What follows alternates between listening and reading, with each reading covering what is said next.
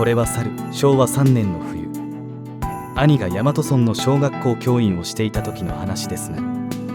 私も招かれてそこで旧正月に去る有志のところで大変ごちそうになっての帰り道のことであります。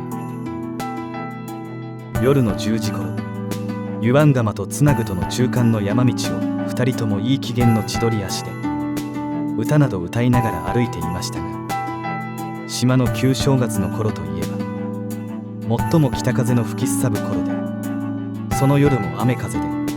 しっかり握っていた提灯が幾度も吹き消され、随分苦しい道中でした。兄は普段は女性のような優しい気質なのだが、飲んだが最後全く別人のようになって元気旺盛で手に負えない男なのです。その夜も触るものすべてを切らずんばやまずといった剣幕で、時々立ち止まっては悲憤口外、なんか演説めいたことを風や波を相手に叫んでいましたが、突然多い音に聞こえた大島一の剣軍バル。こちらは天下に名だたるものだ。100匹1000匹束で来い、お相手させてもらおうなんてやり出すものですから、私も心配でならない。余計なことをしゃべるものではありません。よしなさいとたしなめてもなかなか聞かない。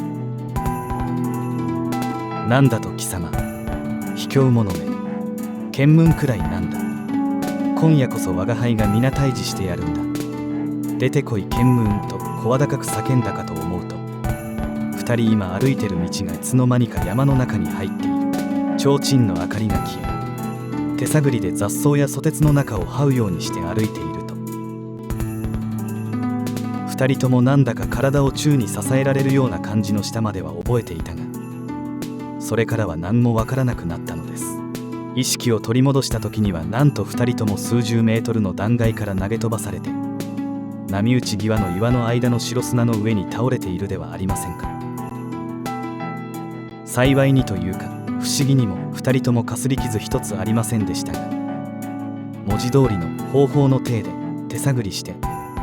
兄の手を取ってかろうじて道に出て、近くの集落にたどり着いたのが夜明けの5時過ぎでした。兄も最前の元気はどこへやら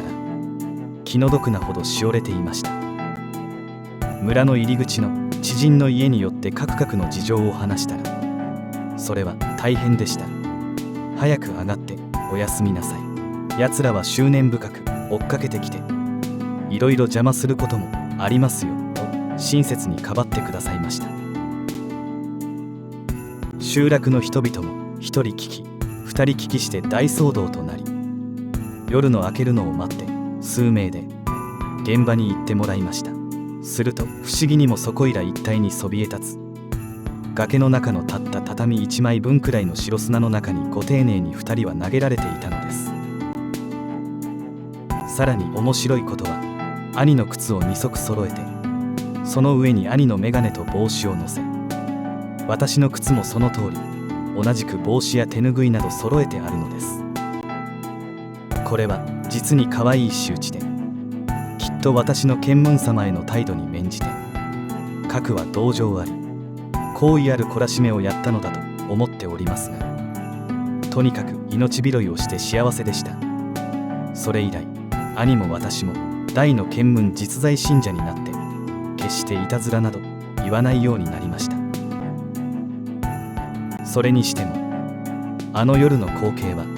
今思い出してもゾッとします。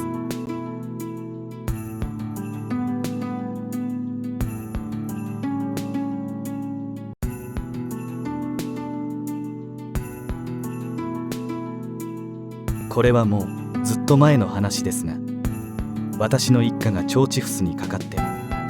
塩浜の被病者に収容されたことがあります。毎晩山から川を下ってヒューヒューと異様な鳴き声を立てながら群れをなして海の方へ行くものがあるのです。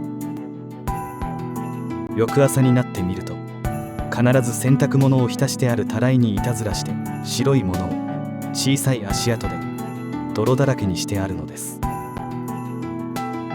母が大変気味悪く思ってそのことを話したら、看病人に雇ってあった男が心配ご無用です、私が払ってあげますと言って握り飯を左握りにして、いくつか膳の上に備えて縁側に持ち出し、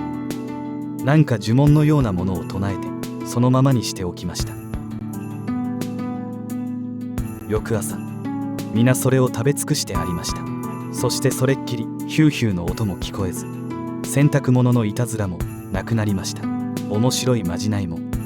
あるものだと感心しました。それから左握りといえばですが、お医者さんで熱心なカトリック信者の方がいて、こんな話など耳の端にも入れない種類の人でしたが、面白い体験談があるんです。かつて龍郷村のある集落で往診の帰りにとある川のところに差し掛かりました。ところが馬のやつ、なんか物におじけているようで進まないのです。いくら鞭を当てても前足を高く宙に上げて、ますます後退するばかり。仕方ないので鞭をやめて前の方をじっと眺めてみると、いる川砂の上に例のやつが何十匹ともなく小猿のような格好をして群れをなしているんです。それからかねてから誰彼となし聞き覚えていた左回りを思い出し、馬を左に3回回してから鞭打ったら、馬も喜んで駆け出し、群れをなしていたものが一匹もなく退散したとのことでした。お気に入りいただいたならチャンネル登録、高評価ボタンいただければ励みになります。